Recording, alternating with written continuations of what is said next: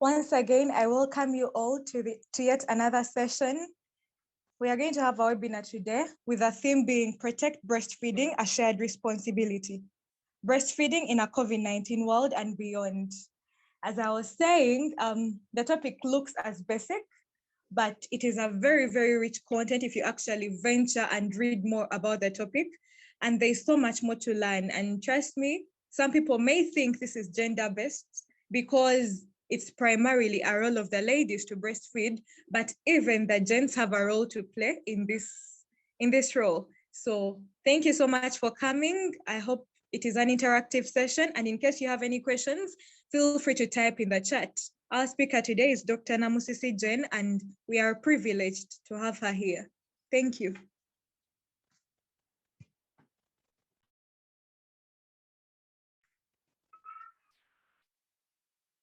Thank you so much, Helena. I'm so sorry for that interruption.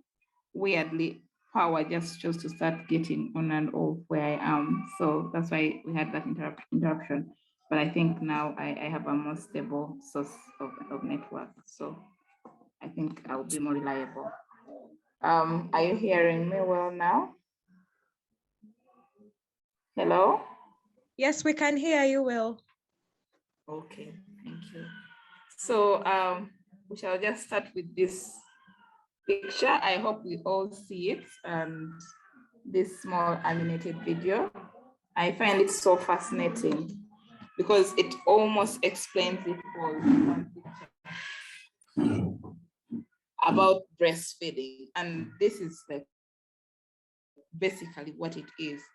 It is breastfeeding. It has all that you need to give to your baby. I always call it the best gift that you can ever give to the next generation, because it's like passing yourself to the next generation, and there's nothing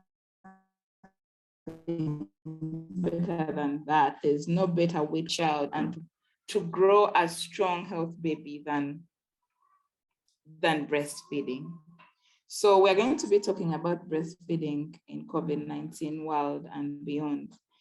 And like the moderator has mentioned, this is a very huge topic. I find it's very interesting to me, but I always find it so hard to actually summarize it in just a very small, into small sessions, like small session like this. But I'm going to try, and probably whatever I miss, I'll interact it in the questions.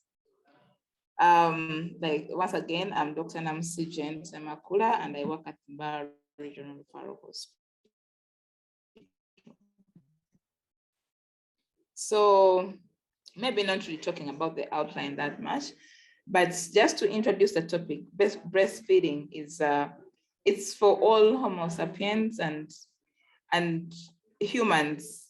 It is updated so many years ago, so almost since lifetime began, breastfeeding has been existing. And in some years back, it was the only option that actually was available for even mothers, to help babies survive who didn't have mothers. For example, if a mother maybe died while giving birth, or for some reason, it was the only option even available to help those babies survive. Right now, we have some other options, but it has been that important. In that babies, I know some of you have had stories that I breastfed on my grandmother's breast, I breastfed on my auntie's breast. So such options were the only way to survive for a long time by the humans. So I want to remind us that this is the best food, the best fast food for the humans. Yes, because it provides all the nutrients that the baby needs in the required quantities, and even much more than just nutrients, because it contains these immunological benefits like that gets your baby very strong to fight diseases you may not get, that you can know more details later. So just to brush through the rates of breastfeeding, definitely worldwide, we are campaigning for breastfeeding in all groups. Unfortunately, the United Kingdom has the lowest rates of breastfeeding. They're at 1%. So that is really low.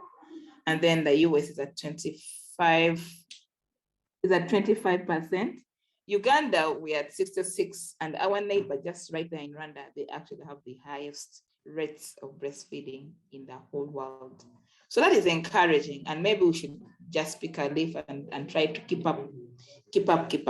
But definitely that has so many factors in play. Just like you can see this, the picture in the corner here, I don't know whether you see my cursor, but it's just demonstrating breastfeeding in a workplace or designating areas for breastfeeding. It's one of the things that we shall be looking at, because just like we are saying, breastfeeding is a shared responsibility. It is a responsibility right from the government. It is a government responsibility. It is a women's responsibility. It is a men's responsibility. It is for all our leaders, our bosses, our children. So it is a shared responsibility. So actually, we know that actually breastfeeding starts way earlier, even before someone gets pregnant. Learning about breastfeeding starts in as early as young children who are toddlers. We always see them demonstrating, doing those plays, they are breastfeeding their babies, they're breastfeeding their adults. So that's how early it should start. That a baby girl grows up, a baby boy grows up knowing that actually babies are breastfed. And when they grow up to breastfeed, it's not new. They have grown up knowing that actually babies are breastfed. And so it should be more of a culture if it is to be at the base. That's why it is really a shared responsibility. Yeah, so this graph just shows how the rates of our breastfeeding, this is a Ugandan graph with the last UDHS, and it definitely, the rate of breastfeeding comes down from the time of birth, around 2 months, and it dips at 6 months. And then by the time the child is 2 years, most of them are no longer breastfeeding. And the number of them are on complementary feeds. Okay, that is definitely, we need to improve on that to make sure that at least we have more babies breastfeeding for longer, and then complementary feeding going on until at least 2 years. Actually, the word is at least, not up to 2 years. It is at least 2 years. It is up to 2 years that you should be starting to think about stopping to breastfeed. Yes. So talking about benefits of breastfeeding, we have so many benefits of breastfeeding that you cannot count. But just to summarize them, we have the short-term and the long-term benefits. So among the short-term benefits, definitely the neurodevelopmental benefits, it can't be measured because the baby's brain grows much more. Neurobehavioral, the cognitive, the emotional bit. As you breastfeed your baby, you do much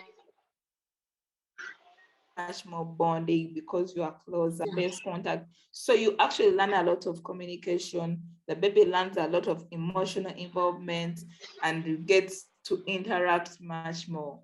And even their cognition develops much faster as just their brains also grows, because it has components, those very good fatty acids that promote brain growth. So babies actually who are breastfed, they say they have a relatively better IQ compared to babies who are not breastfed because of the neurobehavior benefit they get from breastfeeding. But also prevention of illnesses while breastfeeding. So most of the babies they build a strong immunity when they are breastfeeding. And this is one of the things that you will not get in any other form of option. There is no formula milk, there is no form of option that is going to give you the immunity. It's going to give your baby the immunity she needs. It's only from the mother. through the breast milk that the babies can get this kind of nutrition and immunity and build a strong nutrition. I've met a number of mothers and even myself, and they confess that their babies never knew any kind of infection until they stopped breastfeeding. And I think you've also could have experienced that or heard of that. So the baby builds strong immunity, and actually doesn't end there. Even after they stop breastfeeding, that immunity still exists in them. And also, if a baby happens to fall sick when they are breastfeeding, they tend to have less severe disease hospitalized, admitted to hospital. So even when they get any disease, they get a flu, they get a fever, they get whatever, they actually get a mild form of disease. They have a less risk of getting very severe disease, which is a very good thing. So it helps the GIT, the intestines, the digestive system to grow. So the body grows slowly in different steps, and the GIT, the digestive system, needs time. Microorganisms which are in the intestines, which are used to help in the digestion of food, they need to be grown. And breast milk has contents that helps you prepare the food. That's why when a baby gets exposed to other foods other than breast milk, when they are still too early, they are likely to actually develop, to get allergies and other things, because their digestive system is not yet ready to consume those contents. So it's the breastfeeding that actually prepares our body. And when you compare the human milk to formula and other feeds, formula is like, okay, the one of the preparation that is industrially being prepared to get close to the benefits of breast milk, but definitely doesn't reach there. So when a baby is on human breast milk, they have reduced risk of gastroenteritis, things of diarrhea, vomiting, abdominal cramps, they are reduced. And then they have increased rate of gastric emptying. So some mothers sometimes almost complain that my baby is passing stool every other 2 hours or 2-3 hours, or every time I put the baby on their breast, they pass stool or they diarrhea. But actually that's it's an advantage. It's actually non-diarrhea. They pass nice soft stool frequently, which is a good thing for their digestive system. Okay. It helps the babies who are prematures develop faster and adapt well to the extrauterine life, and also prevents infections like neck. Neck is an infection of the intestine. It's really bad. So, but when babies are breastfeeding, they're protected from that. When we look at the long term, but even after you stop breastfeeding, your baby has a better immunity when you breastfeed them. And the chronic diseases, things like diabetes, obesity, cardiovascular diseases, allergies, it has a protective effect even way after, even into adulthood. Babies getting dental caries, inflammatory bowel disease, even childhood cancers. Many studies show that breastfeeding is protective from all these. So babies who are breastfed are doing much better. Again, back to the neurodevelopmental outcome.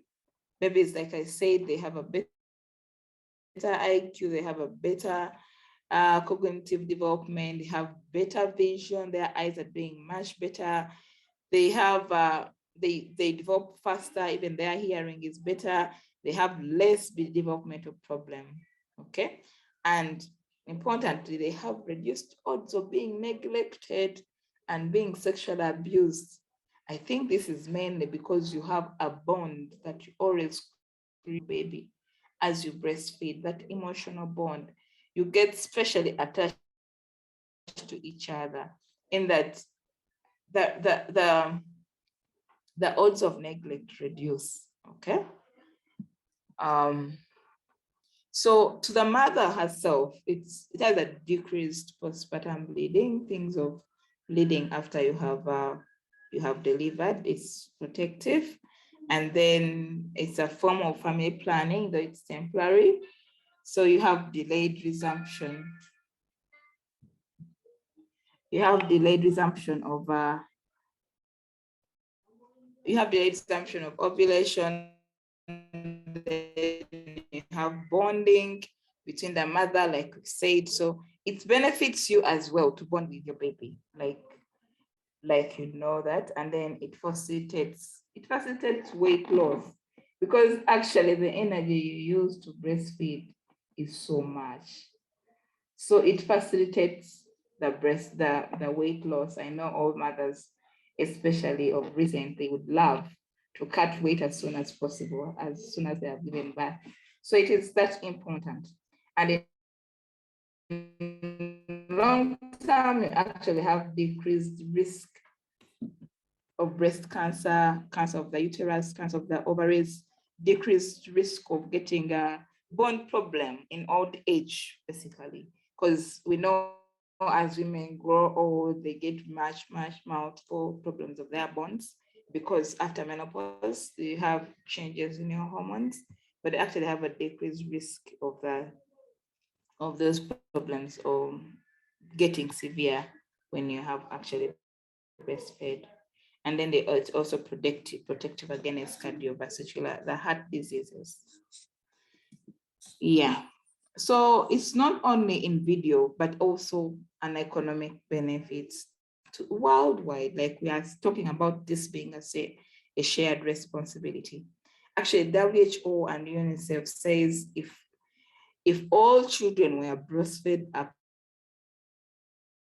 appropriately, that is about at least a minimum of 2 years, then we would reduce the annual death of preventable causes very drastically. You can look at the numbers of children who are dying of diarrhea and pneumonia under 5 years would reduce so much worldwide.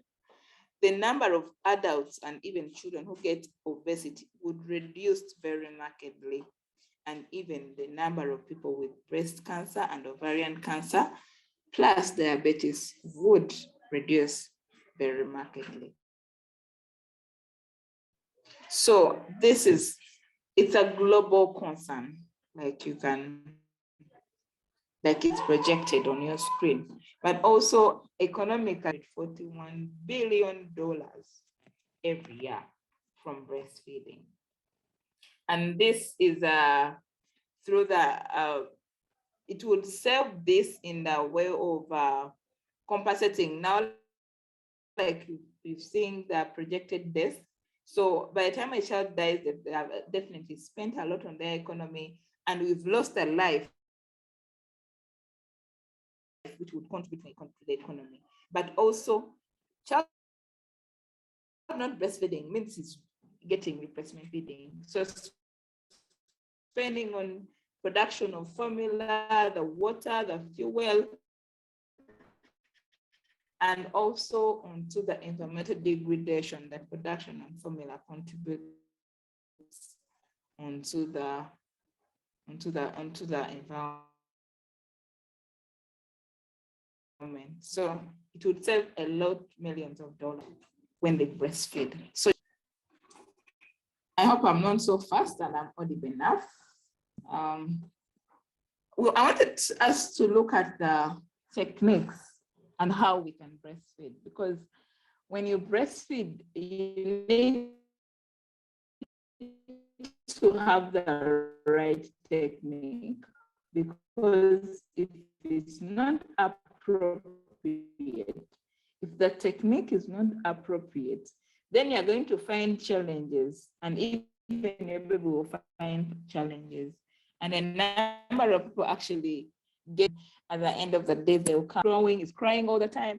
You don't have breast milk, because when the baby doesn't breastfeed, the breast milk dries up actually. And then you get to the point when you're breastfeeding, the nipples are painful, they get cracked. So you need to learn the right technique of breastfeeding. So there are 3 basics of breastfeeding techniques. So first of all, it's very important to position your baby well. So positioning in an infant, you need to hold the baby in a comfortable position where you are seated comfortably yourself, and also the baby is comfortable. Yes. So like you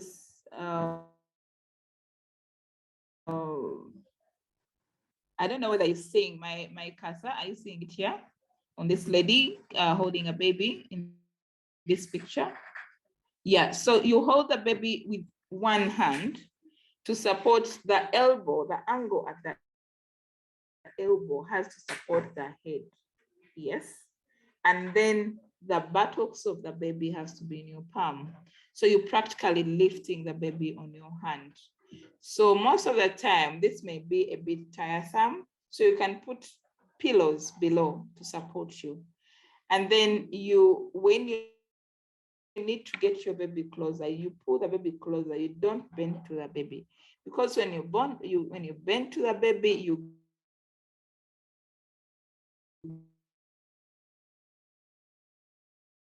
get tired before the baby is comfortably full. Chest. Okay, you see this lady holding the breast here. So you need to hold the breast and support it. You don't press the milk to get into the baby's mouth. The baby should be able to suckle by herself. Okay, so you just hold the breast with the other hand to support. Depending on how you are holding the baby. So like this lower picture, this lady chooses to use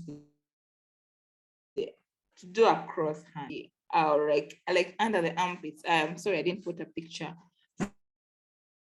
for that, but actually you would be able to hold your babies in like breastfeed even twins at the same time, because when you attach them at the same time, you get more milk production and they get satisfied, because you realize that most time when you're breastfeeding a baby on one breast, the other breast also lets down the milk. Okay, so positioning, make sure you are comfortable and your baby is comfortable. And importantly, you need to face your baby. You need to give attention to your baby when you're breastfeeding, because when you don't give attention, then you have issues of attachment, you have issues of bonding. And so the next step, when you've positioned well, we need to make sure we have a good latch on. So a latch on is how well the baby grasps the nipple. So the nipple, the whole nipple and the black areola around it, it should be in the mouth. You need to put in the mouth as big a portion as possible, okay, onto the nipple, okay. Like you are seeing in this corner, this baby's mouth is widely open. It should actually be about 120 degrees, like you're seeing this baby's mouth wide open, about 120 degrees, and the nose is close to the breast.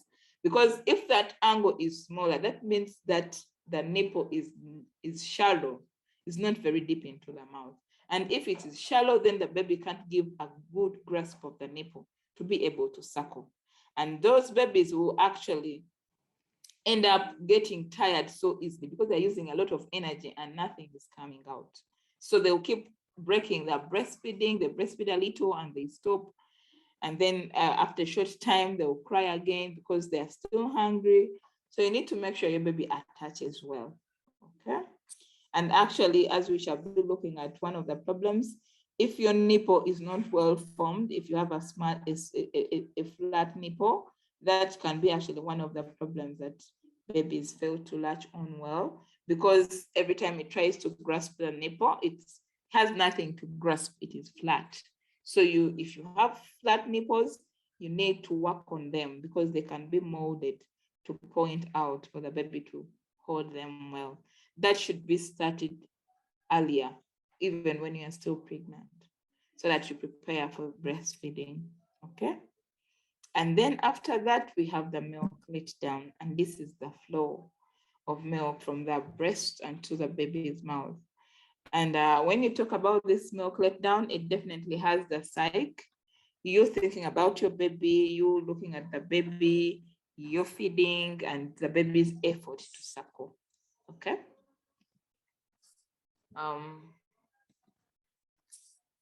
So how do you assess that your baby actually is taking in enough breast milk, okay? You look at the frequency and the duration of breastfeeding. A baby who has breastfed well and is satisfied will be able to take at least 2 to 3 hours without asking for breast again, without showing that they are hungry, okay?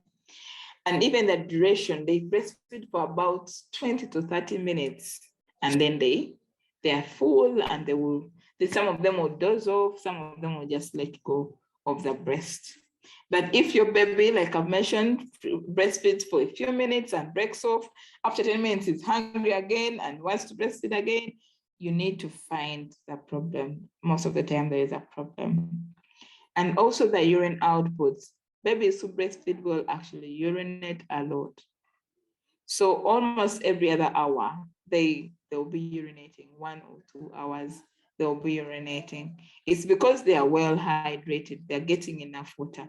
You know that breast milk is a water-based kind of diet. So they will be breastfeeding and urinating most of the time. So you should not complain when your baby is breastfed most of the time. And the number of times they breastfeed as they urinate while they are still breastfeeding. So it's okay. You should not complain. You should be happy that you're doing a good job actually. And then even passing stool, they pass stool frequently. Like we already mentioned that their intestines and their digestive system are growing very well because of the breastfeeding. And so they end up passing stool many, many times. A number of times they pass stool as you give them the breast, while breastfeeding, they pass stool, which is okay because their digestive system is being activated. And after that, they will definitely rest very well. So this picture is looking at the components of breast milk. Yes. So breast milk, like we mentioned, it is the best that you can ever give to a child. And in this particular session, we're talking about human milk, not cow breast milk or whatever, breast milk. So it is unique. The breast milk, human breast milk, is unique and specific, species specific. So God planned it and prepared it in a way that is unique for human beings. Yes. So every animal has things which are specific to its own offspring. So even human milk is specific for the optimum growth of a human being. Yes, so we need to remember that it cannot be found in other forms of milk. Yeah, for for infant feeding, because its components are well balanced to suit a baby. So its components, you don't need to warm it, you don't need to do anything about it. It is just well balanced for the baby. The proteins, it has all the proteins and all the other compounds, the vitamins, the minerals, the lipids, the fats that the body needs are all present and well balanced, at least for the first 6 months, okay? After that 6 months, there are some baby needs that the breast milk is not able to provide. That's why it is advised that the child starts feeding. But whatever the baby needs in the first 6 months is available in the breast milk, unless otherwise, okay? And then the protective immunity, you can't find it anywhere else. So it's the mother sharing her immunity with the baby, and the baby is able to grow up stronger. Yes. So talking about breast milk, there are types of breast milk actually. Yes, I know some people may be, breast milk is breast milk.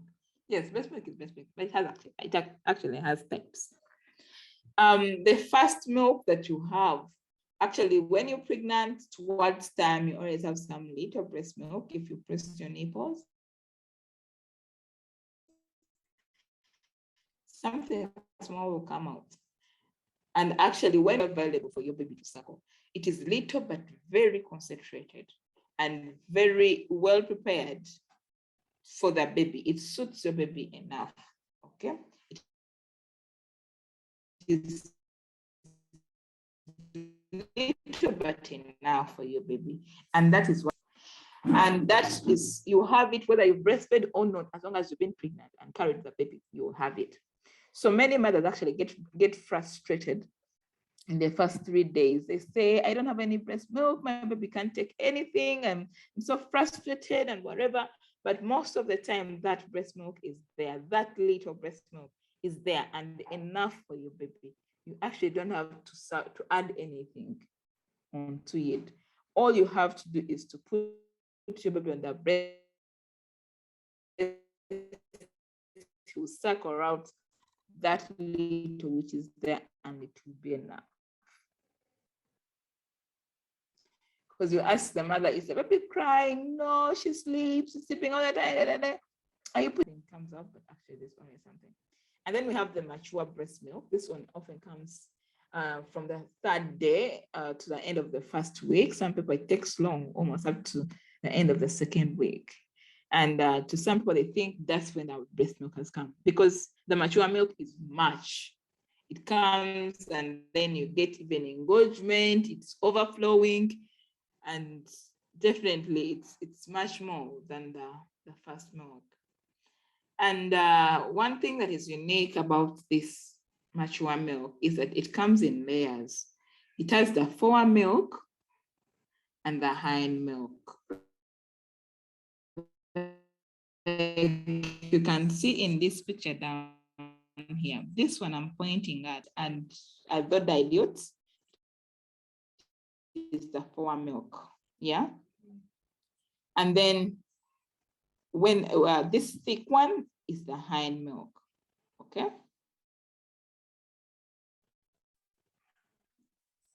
Okay, sorry about this thing. The fore milk is the milk that comes first when you try to breastfeed your baby, okay? So when you breastfeed your baby, it's a lot and it's light. It has a much more water content. It is meant to quench the baby's thirst, okay? But the hind milk, the milk that comes later, is the one which is much more nutritious. So you find many parents advising themselves that, you don't breastfeed one breast. After this one, change to the other. And then you find a mother struggling to pull the baby off the breast in an effort just to breastfeed the baby on the other breast, just for that. And actually, that's not a right practice, because you make your baby miss the hind milk, which is more nutritious.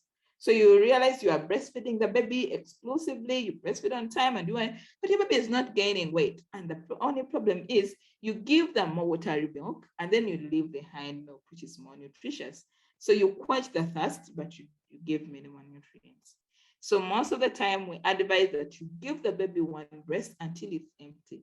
If the baby takes from only that one breast for that feed and they're satisfied, it is okay. The next feed, put her on the opposite breast, and she also empties it well.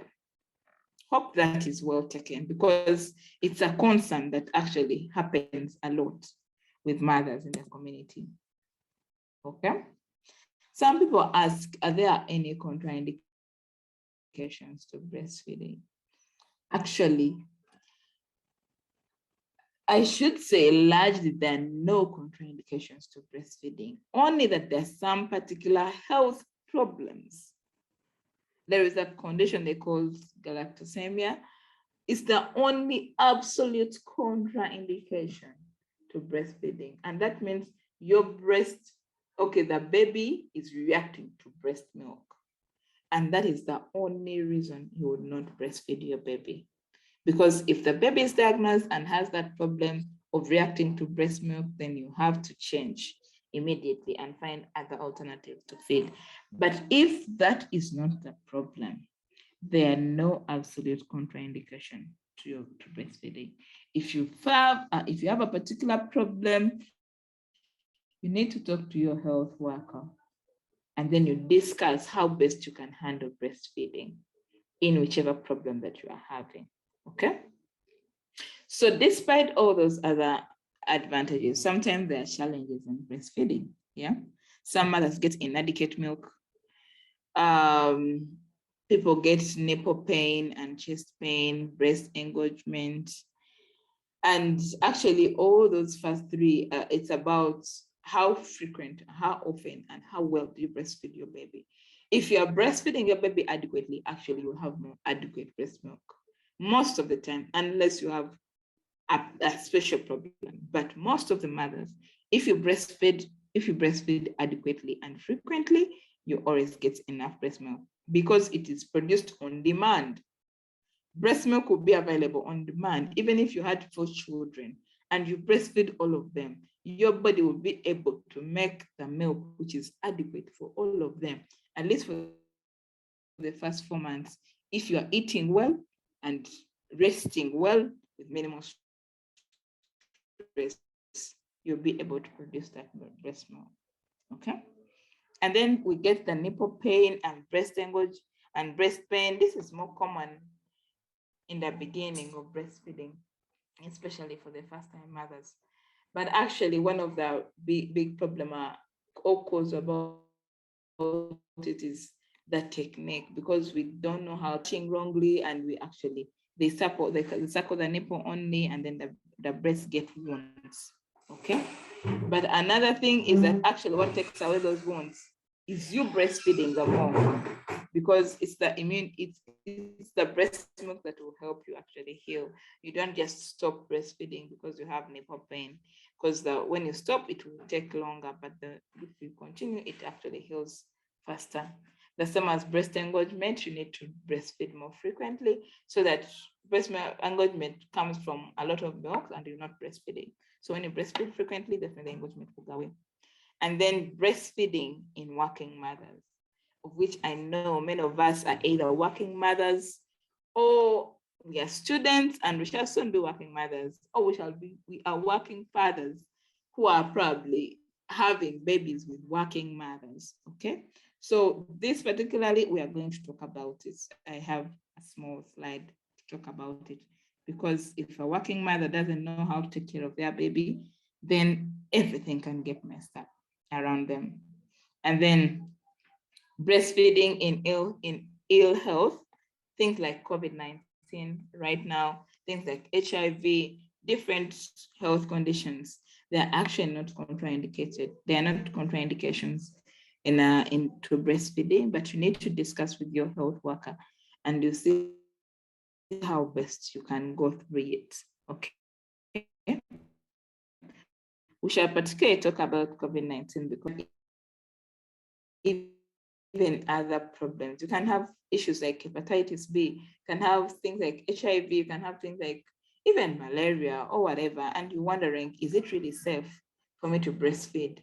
Or you get a baby and you started on a particular treatment and you're wondering, if you take this treatment and I'm breastfeeding, will it affect my baby? So you need to actually always discuss that with your health worker, and you advise in time. So that's far. So we're going to talk about breastfeeding in COVID-19. I hope I still have time because I'm about to finish, but don't get tired. So breastfeeding and COVID-19. So in most of the situations, when we have illnesses like this, we need to weigh it's a balance of benefit versus the risk. Okay. So breastfeeding, we've looked at all its benefit. And when the WHO sat and looked at the breastfeeding benefit versus the risk of COVID-19, actually breastfeeding outweighs the risk of transmission of COVID-19 infection from the mother, whether the mother is confirmed to have an infection or is suspected to have the COVID-19 infection. So the mother is advised to continue breastfeeding. So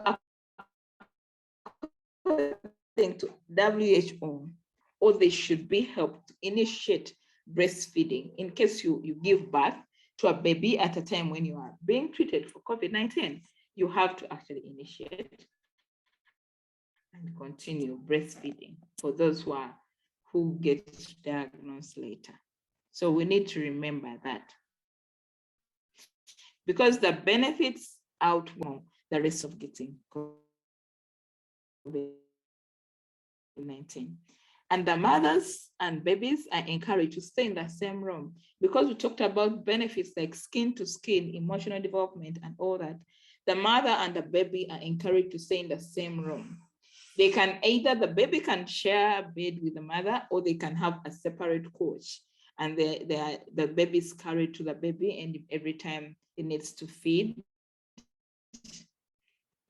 And then skin to skin contact also benefits the warmth, even the emotional benefit, and also helps in actually breast milk production.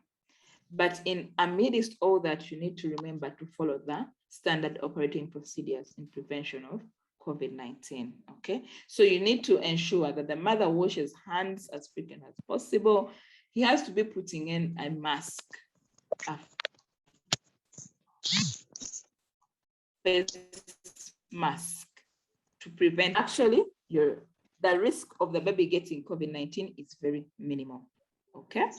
And even when they get it, they are often asymptomatic, okay? I need you to remember that.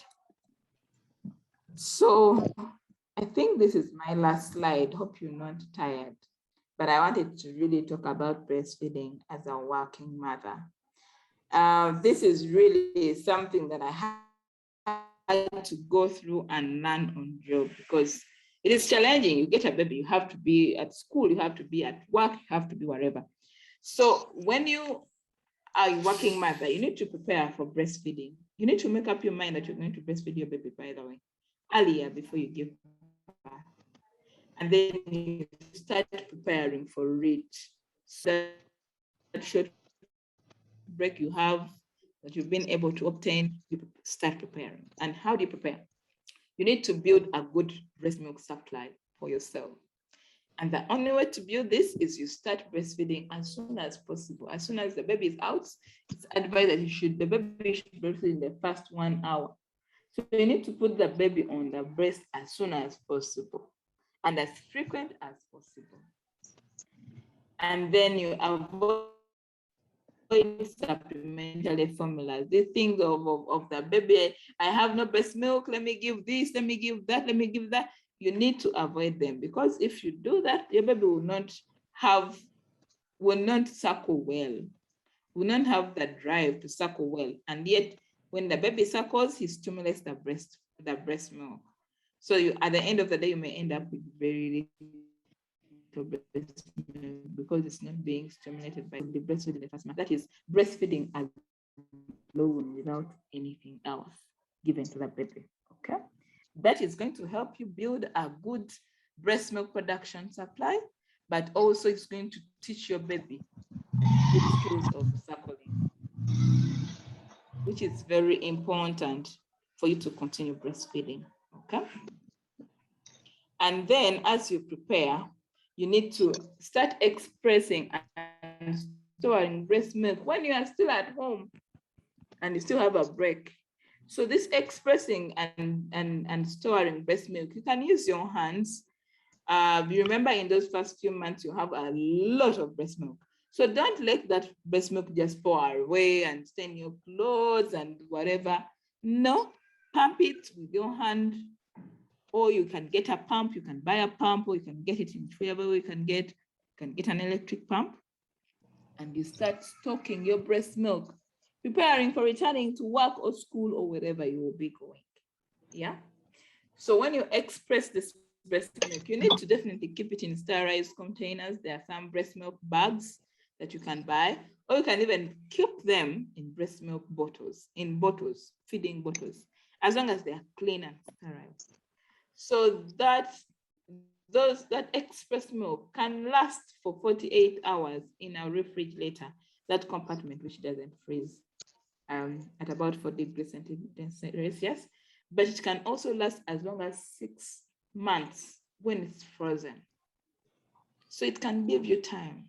But when you express it and want to keep it, remember to tag it with date and time, so that at the time of giving it, you give the oldest milk first. Yes, so you remember to put the date and time. Yes.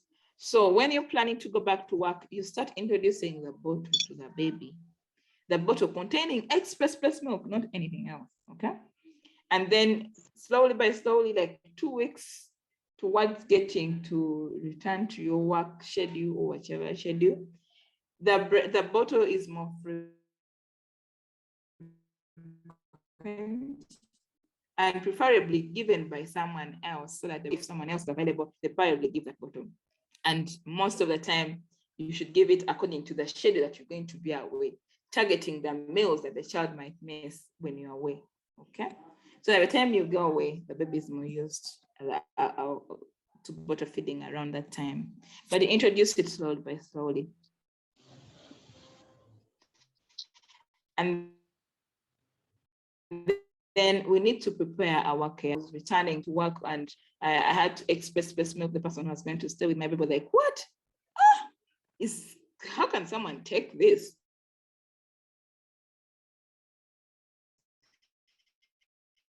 It's not something people are you giver that you're going to leave the baby with. And explain to them, ask them until you know that they understand that this breast milk is actually safe and it's healthy, it's as healthy as it is right from the breast. And then what you're going to give, you first stir it to melt and you warm it. The way you warm it, you don't boil it, you don't microwave it, but you just put that water with the malted milk and you sit it in a cup of warm water. So that's how it just hardly warms. And then the baby can be given. But then you remember to continue breastfeeding your baby whenever you're together. Things like weekends, in the night, in the evening when you're back, you so that the baby only does the express breast milk when you're away. And even when you're at work, you can express and stop to avoid breast milk engorgement and overflow sometimes, but also to ensure that your production keeps on. Because when breasts get engorged for a long time and you don't empty them, the breast milk production goes down. So it's encouraged that even during the day, you get like 5 minutes or 10 minutes, maybe at work, you can express so that you keep the production on. Yeah, thank you so much. It's breastfeeding week, remember that. And you need to be a super mom. I love this picture here because this looks like almost a four-year-old boy breastfeeding, but we remember we said a minimum of 2 years. And I'm really sorry for putting this picture, but I love this picture. I took it for last year's breastfeeding week when my daughter was about 1 year and 8 months, and being a toddler, she really enjoyed breastfeeding. So, and I think it's my advocate picture for breastfeeding. So please, the women and ladies on this platform and on this webinar, please, I pray that you encouraged to embrace breastfeeding. Thank you so much. Back to you, Helena. Thank you so much, Dr. Namusisi. Indeed, we have learned a lot. It has been a very, very insightful discussion. And personally, I can say I am not the same from how I started.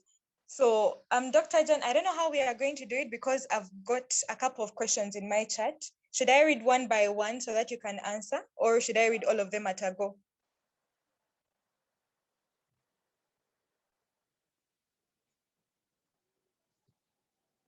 Dr. Jen? I'm sorry,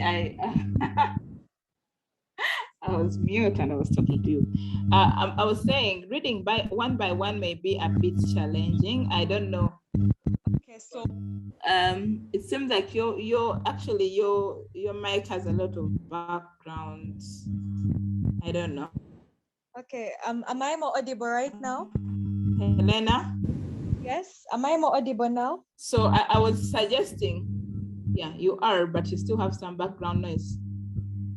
You are, but you have some background noise. Yes, I can hear you. Helena? Yes. Yeah, Yes, I'm Dr. suggesting I can, these are the 40 questions. I can see like 40 questions.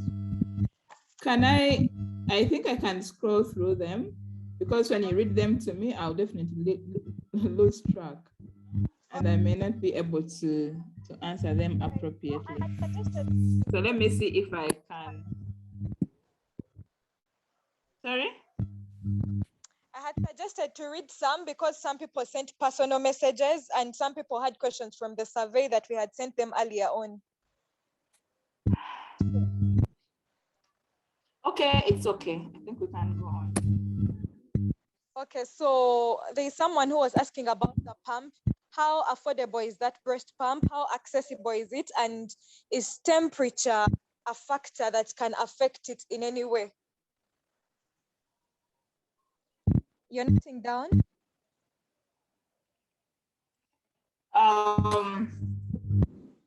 Okay, I think I'll go one by one because it may be harder for me to keep track. But anyway, a pump, it really varies. There are different types of pumps on market. First of all, you need to remember that you can express by your hand. There are two types or three types of pumps. Hey, Helena, do you mind muting your mic for now? You have some kind of waves behind you.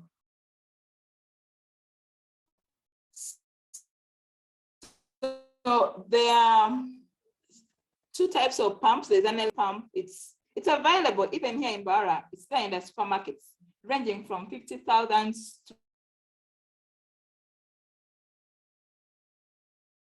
to I think 25, 70. You can get a single pump or a double pump, whereby a single you have you can express from one breast at a time. A double you can express from both breasts at a time. So you can get whatever is affordable. I remember, I think I bought mine at about 150, and it was a double pump and electric. I had to order for it online, but and so it was shipped and brought right here. So different providers, you can get it from different providers. Okay. Yeah. How is Helena? Yes. How is breastfeeding a contraceptive? Like we mentioned that you have delayed ovulation. So definitely you can't get pregnant when you've not ovulated, because you know it's definitely that over that you've ovulated that should be able to get fertilized. So it's about delay in ovulation.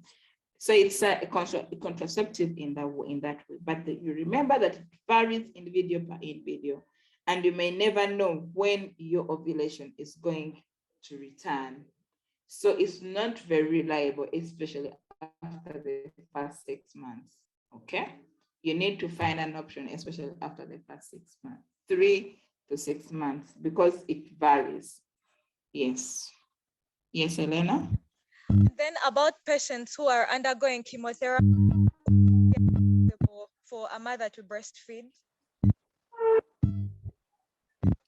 So now chemotherapy is another sensitive thing. Like I've said, you need to discuss this particular health condition with your health providers.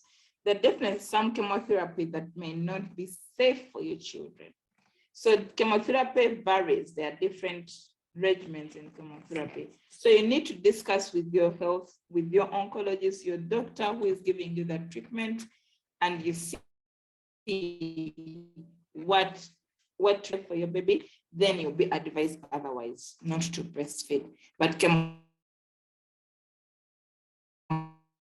therapy is one of the sensitive things that can actually affect your baby. Yeah. Someone was inquiring whether why is it that HIV mothers can breastfeed up to 2 years? Cannot or can? The person typed cannot. So I'm Hello, also not, Helena. the person typed cannot. Oh. Okay, but to get better network, Helena. I don't know what happened to your network. There's a problem. So HIV has been a big question of discussion for a long time, HIV and breastfeeding, because we know there is a small risk of transmission of breast milk, of HIV, but it's actually really small, and the governments are trying to minimize that risk so that the babies get the feeding. So we are okay. Right now, the government is trying to do the best that the baby can get. And the best is to exclusive breastfeed up to 6 months, and then for now up to 1 year. The point is, as the children grow older, the risks of the benefits of breastfeeding go on reducing, yes, but then the risk goes on relatively increasing, okay? So the reason, first of all, you know that earlier the mothers with HIV were not allowed to breastfeed, and now they're allowed to breastfeed with some precautions taken. It's because the benefits of breastfeeding, especially in the first 6 months, were way outweighing the risk of HIV, okay? Because many children were dying of malnutrition. But now, by the time a baby has reached a year, they have actually gotten the best of breastfeeding. And almost now the risk is now outweighing the benefit, okay? Because we expect that the baby has gotten used to the other food, the rest of the feeds with minimal risks has gotten the most of it. So for now, that's how far we can go because of balancing the risk versus the benefit. I hope that answers the question. Doctor, I think we can proceed to the questions in the chat. Okay, so if I can see the first question here. I wouldn't say I really understand it. I'm saying how old was Isaac Newton then? I think I really don't understand that one. I don't know when and why he's asking about that. Okay. So, and Tony is asking if calf survives well on cow milk, then why not our babies? Soon relocating to Rwanda. Anyway, so cows survive well on cow's milk because they are cows' offsprings. So we are not cows' offsprings. You need to remember that. And like I told you, this milk is species specific. So cow's milk is meant for cows. Human milk is meant for humans. So there are so many benefits that the cow gets that you don't get actually when you take cow's milk, because you're not prepared to function like a cow. So I guess you don't really have to relocate to Rwanda. We just have to keep up our game and step up and embrace breastfeeding. We can even overtake Rwanda, you never know. But Rwanda is doing well. We need to really look at it in that way. Say number of talking about Rwanda.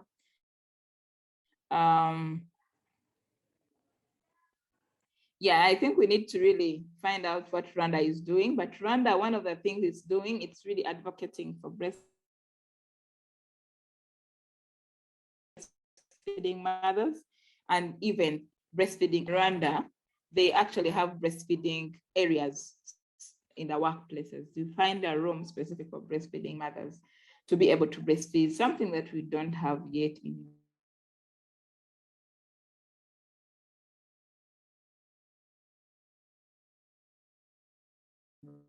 Uganda.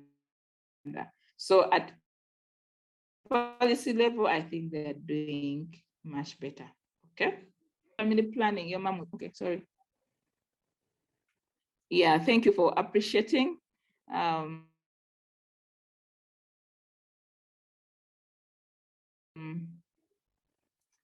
Is there a particular and breastfeeding? Like we know there, I don't know whether you're talking about cardiovascular disease in the mother or in the child, because it reduces the risk in both.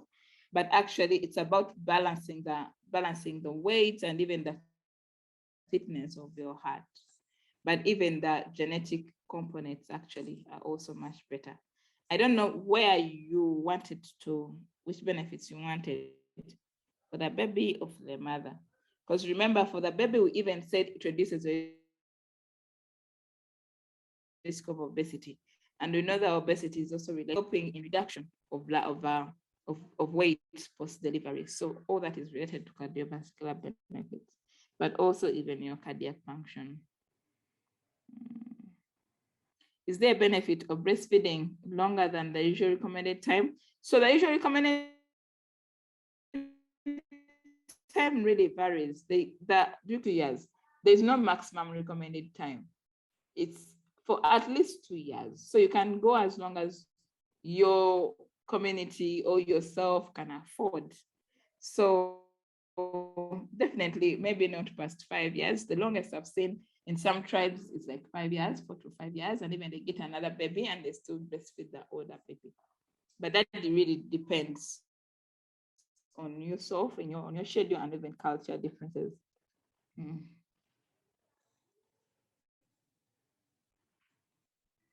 Okay, thank you, Miro.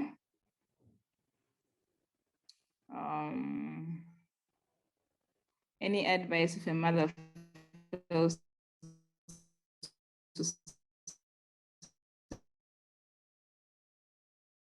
secrete breast milk at birth of breast milk?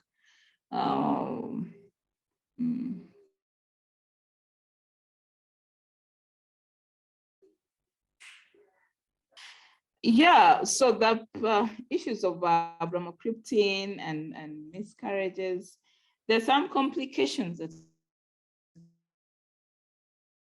can happen. I've met one mother who used bromocriptine. The people who actually can use bromocriptine, especially when they have lost like a baby, they have had a stillbirth, and then they get this bad engorgement, and probably they're encouraged to use bromocriptine, and then they turn out later, a number of them actually are able to relactate again. So it shouldn't be a big worry, but if you can avoid it, please. Is the breast milk distribution in equal breasts? It really depends on how well you breastfeed your babies. If you balance your breastfeeding, even the letdown will be the same.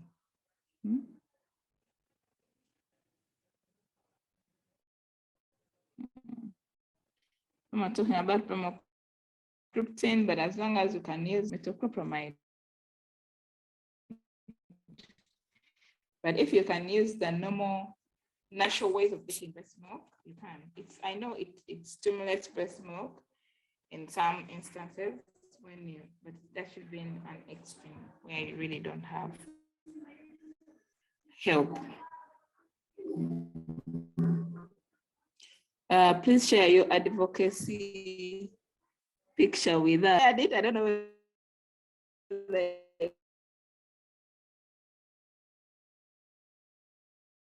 I want me to send it Claire. Claire is my slide.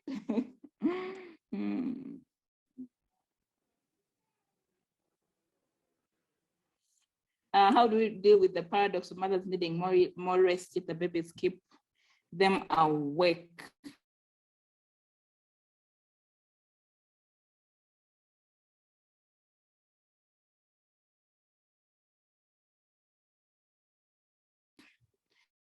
Yes, now this is the big challenge that actually gets very many mothers stressed and strained. But actually, the way you need to deal with it is you need to know, you need to get to readjust your schedule. most of the time we advise mothers to rest during the day, because you realize that during the day, either who can help you attend to your baby, and you can take 1 or 2 hours.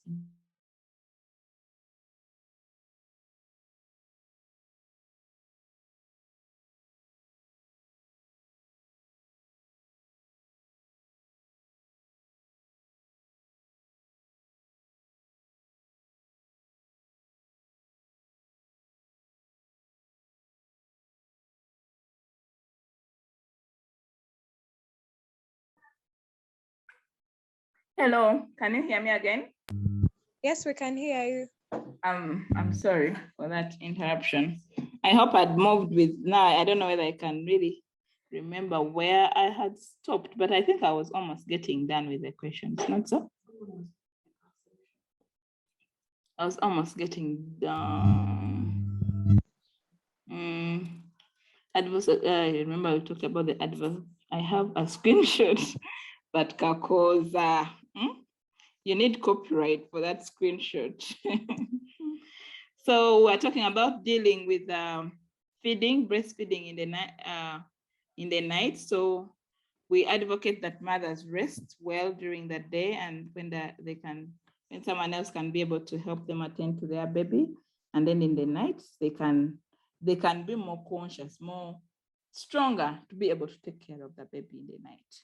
But also other people should be supportive.